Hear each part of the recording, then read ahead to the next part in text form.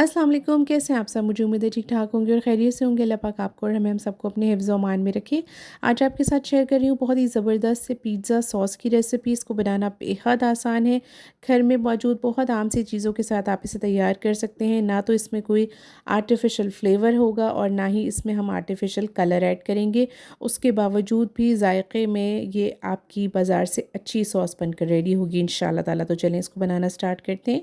सबसे पहले हमने यहाँ पर 1 किलो टमाटर ले लिए। आपको पता है आजकल बहुत अच्छे से फ्रेश से टोमेटोज़ बाज़ार में आए हुए हैं और यहाँ पे मैंने बिल्कुल फ्रेश टमाटो लिए हैं, थोड़े से सख्त लिए हैं। आप चाहें तो बहुत लाल वाले जो टमाटर होते हैं वो ले लीजिएगा, तो कलर आपकी जो सॉस है उसका और बेहतर हो जाएगा। अब मैं ऊपर से इसमें कट लगा रही हूँ ताकि इसका छिलका उतारने में हमें आसानी हो। ये देखें, इस तरह से मैंने तमाम टमाटरों में ऊपर से इस तरह से 2 कट लगा लिए हैं। अब मैंने एक सॉस पैन लिया है, उसको पानी से भर लिया है और ये सारे के सारे 1 किलो टमाटर जिनमें हमने कट लगा लिया था इस पानी में डालेंगे और इसको हम स्टोव पे या चूल्हे पे रख देंगे। तकरीबन 3 से 4 मिनट तक हम इसको कुक करेंगे। बहुत ज़्यादा कुक नहीं करना है, सिर्फ इसको इतना कुक करना है कि जो इसका छिलका है वो बआसानी से रिमूव हो जाए, ताकि हम इसकी सॉस को बहुत अच्छा सा क्रीमी बना सकें। अच्छा, अब हमने क्या लिया था, हमने एक बोल ले लिया था और उस पे हमने डाल लिया था ठंडा पानी और गरम-गरम टमाटर हमने उस सॉस पैन में से निकाल कर इस बोल में डालना शुरू कर दिए हैं, ताकि ये पानी जो है ठंडे पानी में डिप होने की वजह से आप देख रहे हैं कि पहले ही छिलका इसका उतरने लगा है। बहुत आसानी के साथ छिलका जो है वो रिमूव हो जाता है। 2 से 3 मिनट आप इसको इसी तरह से रहने दीजिए। उसके बाद आप हाथों की मदद से देख रहे हैं आप बहुत आसानी से छिलका अलहदा हो रहा है। बस इसका टमाटर का छिलका आप अलहदा कर लीजिएगा और ये जो ऊपर इसका टॉप होता है, इसमें छोटा सा पार्ट होता है, थोड़ा सख्त हो जाता है तो ब्लेंड नहीं होता है आसानी के साथ। इसको हम छुरी की मदद से रिमूव कर लेंगे और इसी तरह से तमाम टमाटरों के छिलके बआसानी हम अलहदा कर लेंगे। ये देखिए, तमाम टमाटरों के छिलके अलहदा हो चुके हैं। अब मैंने इसको ब्लेंडर में डाल के इसका पेस्ट बना लिया है, लेकिन इसको बहुत बारीक नहीं किया है। हम इसको थोड़ा सा चंकी रखा है, थोड़े से अच्छे लगते हैं अगर चंक्स मुंह में आते हैं टमाटरों के, तो बहुत ज़्यादा बारीक पेस्ट नहीं बनाना है। तो चलिए इसको कुकिंग करना स्टार्ट करते हैं। एक पैन ले लिया है और हम इसमें सबसे पहले कुकिंग ऑयल डालेंगे। बिस्मिल्लाहिर्रहमानिर्रहीम।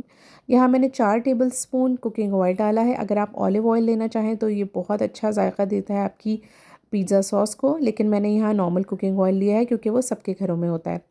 4 जवे लिए थे मैंने लहसुन के, उसको बारीक बारीक चॉप कर लिया था और इसमें डाला था और इसको हम हल्का सा फ्राई करेंगे। और उसके बाद हम एक दरमियाने साइज़ की प्याज ली थी, उसको भी बारीक बारीक चॉप कर दिया था, उसको शामिल कर दिया है और इन दोनों चीज़ों को हम तकरीबन 1 मिनट तक फ्राई करेंगे, यहाँ तक कि इन दोनों का कलर जो है वो थोड़ा सा चेंज हो जाए और अच्छी सी खुशबू जो है वो आने लगे। प्याज में यहाँ पे आप ख्याल रखिएगा कि बड़ी प्याज मत काटिएगा, बिल्कुल बारीक बारीक, जितना आप बारीक कर सकते हैं उतना कीजिएगा, वरना पिज़्ज़ा सॉस में बहुत बड़ी जो प्याज है वो मुँह में आती है तो अच्छी नहीं लगती है। बस ये देखें, 1 मिनट हो गया है इसको सौते होते हुए। अब ये जो मैंने प्यूरी बना के रखी थी टमाटरों की, वो हम इसमें डाल देंगे और थोड़ा सा इसको कुक करेंगे। पहले हम तेज़ आंच पे कुक करेंगे कुछ सेकंड्स के लिए, उसके बाद आंच को हम बिल्कुल लो कर देंगे, जैसे दम वाली आंच होती है उस तरह की आंच हम कर देंगे और इसको अब हम कवर करके पकाएंगे तकरीबन 3 से 4 मिनट। अच्छा, ये सॉस इतनी जल्दी और झटपट बन जाती है कि आपको किचन से कहीं बाहर निकलने का मौका नहीं मिलेगा, तो आप कोशिश कीजिएगा कि किचन में ही रहें, वरना ये बहुत जल्दी लग जाती है।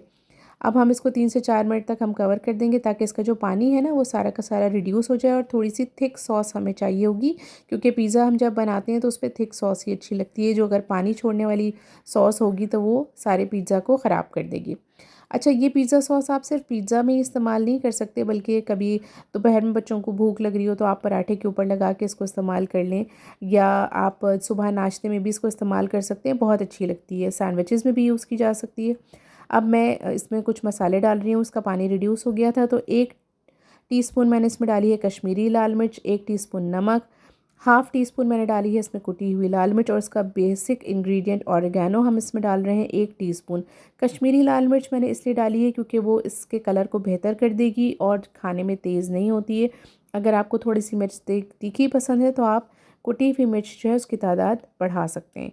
और ये देखिए, माशाल्लाह से इसका कलर पहले से बहुत बेहतर हो गया है। अच्छा, इसमें बेसिल भी डल सकता है, बेसिल लीफ आप फ्रेश भी डाल सकते हैं और ड्राइड बेसिल भी डाल सकते हैं। मेरे पास अवेलेबल नहीं था तो मैं ऐसे ही इसको बना रही हूँ, इसके साथ भी बहुत अच्छा इसका फ्लेवर आता है। अच्छा, अब देख लीजिए जनाब, यहाँ पे हमने लिया है केचप, ये 4 टेबल स्पून केचप है, वो मैं इसमें शामिल कर दूँगी और माशाल्लाह से आप देख रहे हैं कि इसको डालते के साथ ही जो आपकी सॉस है उसका कलर कितना इम्प्रोवाइज़ हो गया है। आपने देखा हमने कोई आर्टिफिशियल चीज़ इसमें नहीं डाली है, ना तो हमने इसमें आर्टिफिशियल कलर डाला है, लेकिन माशाल्लाह से बहुत ही ज़बरदस्त इस सॉस का कलर आ गया है और बहुत ही शानदार सी खुशबू आ रही है। और इंशाल्लाह ताला जब आप इसको अपने घर में बनाएंगे तो आपको इसका फ्लेवर भी बहुत अच्छा लगेगा। अब बस मैं चूल्हा बंद कर दूंगी और 2 से 3 मिनट तक इसको हम कवर करके रख देंगे ताकि इसका ऑयल हल्का सा ऊपर आ जाए।